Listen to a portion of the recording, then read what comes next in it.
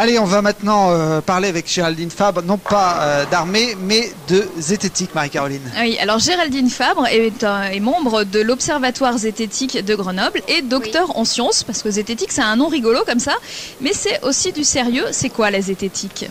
Alors oui, c'est vrai que ça fait un petit peu bizarre comme terme et peu de gens connaissent la définition exacte. Donc je vais peut-être commencer par vous présenter ce qu'est la zététique. Alors ce mot en fait vient du grec, zétain, qui veut dire chercher. Et c'est un mot très ancien qui a été réintroduit en France dans les années 80 par le professeur Henri Brock.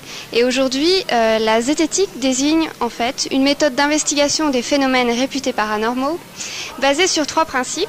Le doute, donc c'est la posture sceptique, la vérification des informations et l'expérimentation scientifique. C'est-à-dire, vous travaillez sur quoi, par exemple ? Alors, les champs d'application de la zététique sont très vastes. Ils vont de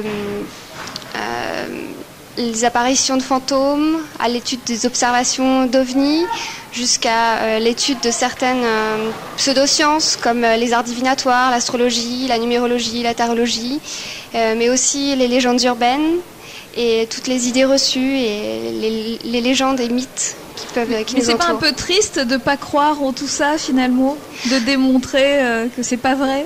Alors justement, dans les domaines du paranormal ou du surnaturel, les questions se posent généralement en termes de croyances. Est-ce que vous croyez que les planètes ont une influence sur votre destin ? Est-ce que vous croyez qu'il est possible de connaître la personnalité de quelqu'un rien qu'en étudiant son écriture ? Est-ce que vous croyez que les extraterrestres existent ? Et en fait, on se rend compte qu'avec une démarche critique, il est possible de répondre à ces questions, en fait, d'essayer de savoir plutôt que de croire. Donc, est-ce que vous arrivez à savoir alors si les extraterrestres existent ?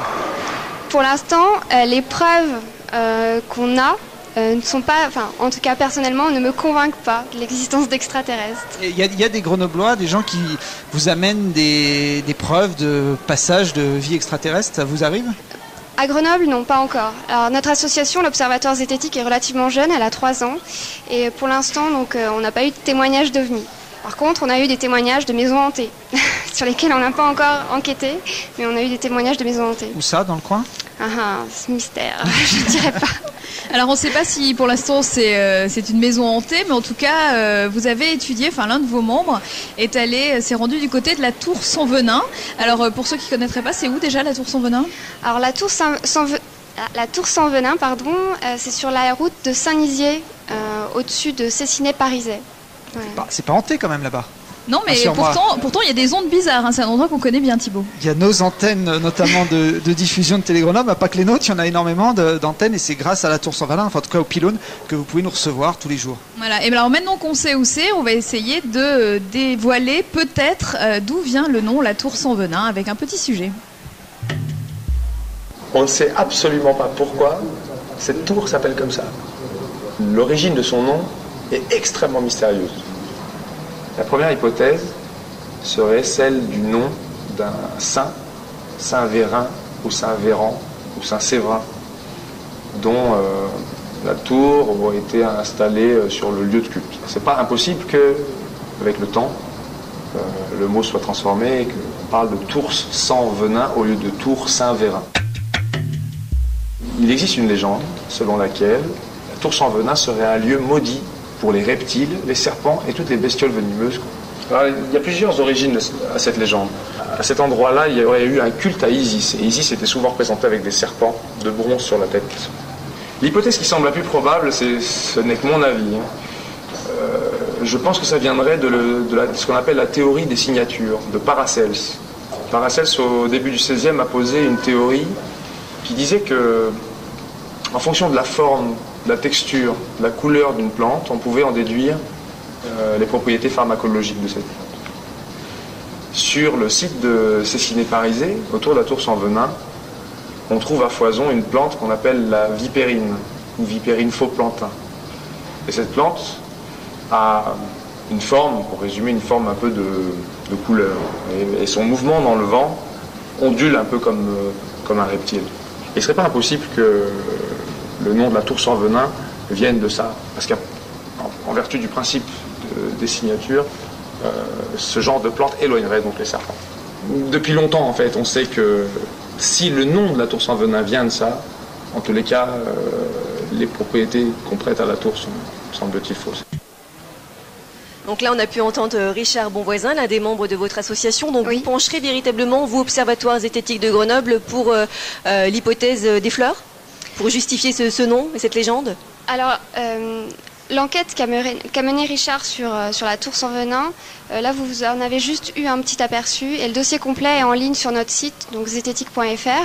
Donc vous avez vu, cette tour est un peu entourée de mystères parce qu'on ne sait pas grand-chose finalement sur elle et il y a différentes hypothèses pour expliquer l'origine de son nom. Alors ensuite, il a donné son avis. Lui, il pense que l'hypothèse donc de la vipérine est la plus probable. Après, on n'aura jamais de certitude. Donc il y a des discordances entre vous finalement. Vous pouvez avoir plusieurs versions Bien sûr. sur un même phénomène. Bien D'accord. sûr. Actuellement, vous travaillez sur quoi? Quelles sont vos enquêtes? Alors actuellement, nous avons plusieurs enquêtes en cours. On est une cinquantaine de membres, donc tout le monde ne travaille pas sur les mêmes sujets. Nous sommes en contact avec un radiesthésiste qui serait capable de retrouver les personnes disparues simplement avec une carte et un pendule. Donc en ce moment, on travaille avec lui à la mise en place d'une expérience pour mettre en évidence, si elle existe, cette faculté. Oui, mais lui, il sait bien que vous êtes sceptique, donc il vous accueille comment quand vous lui proposez ça? Alors justement, on va pas. Notre démarche, elle n'est pas d'aller vers les gens pour les obliger à être testés. Là, c'est lui qui nous a contactés et qui voudrait faire une expérience avec nous pour mettre en évidence ce don. Voilà. Et le DAU alors, qu'est-ce que ça vous parle de ça, le DAU? Oui, bien sûr.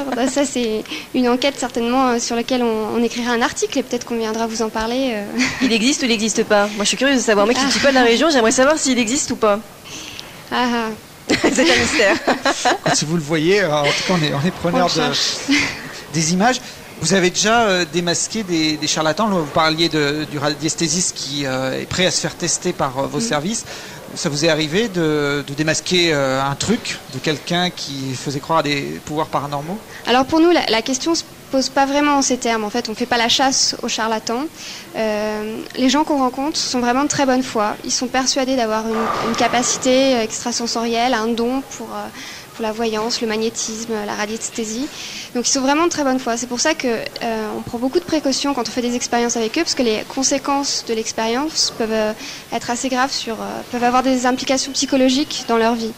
Mais non, pour l'instant, on n'a pas rencontré de charlatans. Et Sandrine, à l'écuillère, alors le fameux coup de la cuillère qui se plie uniquement par le. Oui, mais il faut qu'elle soit en métal. Hein. Faut qu'elle soit en métal. Il y a une explication. Peut-être on peut donner la réponse très rapidement. Le coup de la cuillère qui se plie en deux. Pour quelle raison? C'est pas du tout par.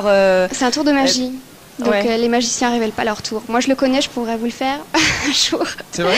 Mais oui, c'est un tour de magie. C'est un simple tour de magie. D'accord, vous voulez pas révéler le truc du tour de magie, mais Non, vous nous dites qu'il n'y a rien de parce que surnaturel, justement, c'est un voilà, truc. voilà, c'est quand même la magie, c'est beau, ça fait rêver. Quand D'accord. on va voir un spectacle de magie, on a envie de rêver, mais on sait que c'est de la magie et qu'il y a un truc. Et moi, comme je suis pas magicien, j'arrive pas à la plier, peut-être en insistant. Ouais, mais là tu vas la Ah, je vais casser la parce casser. que c'est du plastique. Et on en a besoin. On en a besoin pour tout à l'heure. En tout Donc, cas, on la voit. je suis preneur pour que vous veniez nous faire le tour de la petite cuillère en plateau. Avec plaisir.